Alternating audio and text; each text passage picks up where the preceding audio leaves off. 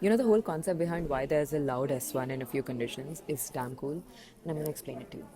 S1 is essentially the closure of tricuspid and mitral valve. Why exactly is it loud in certain cases? Number one, if the person is thin, if the thickness of chest wall is less, then you can probably hear it better.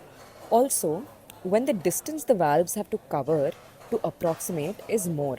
For example, this is more of a distance the valves have to cover. They're widely separated.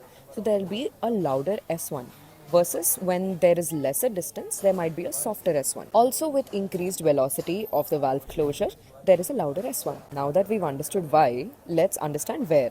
Number one, in short PR interval. PR interval is essentially the gap between atrial and ventricular systole. It's the AV nodal delay. You know that. So when it's short, in cases of Wolff Parkinson White or in AV nodal, isolated AV nodal rhythm, the mitral valve will still be wide open before ventricular contraction. There isn't enough time for the leaflets to gradually approximate.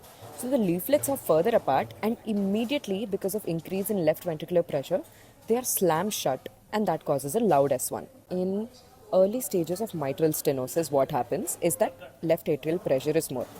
So this in general keeps the valve wide apart. The reason I mention early stages, it's because in early stages, the valves are still mobile. In the later stages, the valve loses its mobility and they calcify. So the increase in the transvalvular gradient, pressure gradient, causes it to shut fastly, quickly and loudly. Same concept of increased left atrial pressure in atrial myxoma, which is essentially a tumor in the atrial cavity. In tachycardia. In tachycardia, the diastolic filling time is reduced. Also, there's a faster rise in the ventricular pressure. So, there is an increase in the velocity of closure and they close faster, and it fits into this formula. Finally, in high volume states like anemia, thyrotoxicosis, etc., there's just increased force and pressure of ventricular contraction that causes a quick and forceful shutting of the valves. This is everything that causes a loud S1.